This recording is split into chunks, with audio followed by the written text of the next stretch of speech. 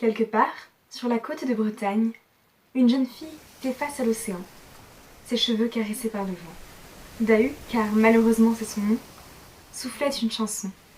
Elle déclarait sa flamme à l'eau, promettait un amour éternel à l'étendue sous le ciel.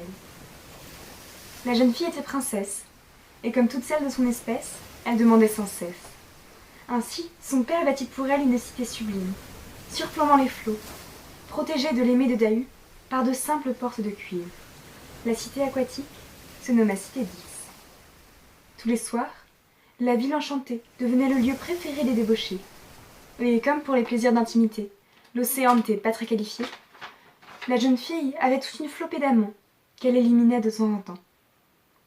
Chaque nuit, un nouveau jeune homme montait dans la chambre de la princesse. Pour ce faire, il portait un masque.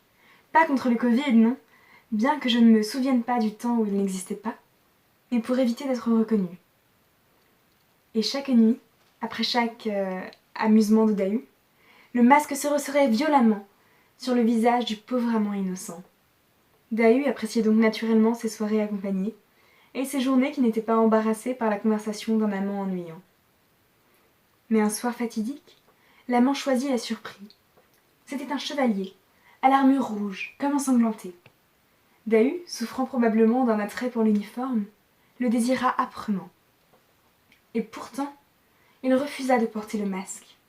L'insoumission aux gestes barrières fit tomber celle de la princesse, qui était à présent hypnotisée, obsédée, par la belle armure rouge. Mais, se comportant mieux qu'un taureau, elle tenta de négocier, pour pouvoir vous savez. Le chevalier, qui n'était apparemment pas contre ces prostituées, lui demanda les clés de la cité. Dahu, qui n'était pas un stratège militaire, rentra dans la chambre de son père et déroba les précieuses clés. Quand il les reçut, le bel amant déverrouilla les portes de cuivre, et l'océan s'invita dans la ville. L'eau monta, noya, tua. En un instant, les rues furent engorgées. La cité fut immergée. À la place des débauchés vinrent les brochés. La cité 10 devint ainsi le plus grand des cimetières aquatiques. Mais l'histoire ne s'arrête pas là. Le roi, comme tout bon rat, s'enfuya. Évidemment, il emmena avec lui sa fille.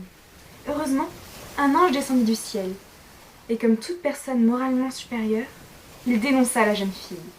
Par ses coucheries, elle avait ruiné la ville. Il fallait donc qu'elle meure. Le roi, quelque peu désorienté, accepta tout de même de la laisser tomber. On raconte que l'océan la recueilla, et qu'elle devint une sirène, et qu'elle ne lui fut donc plus infidèle. Certains disent que l'amant rouge était le diable, venu pour la punir de sa luxure. Je pense tout simplement que l'océan ne voulait plus être cocu.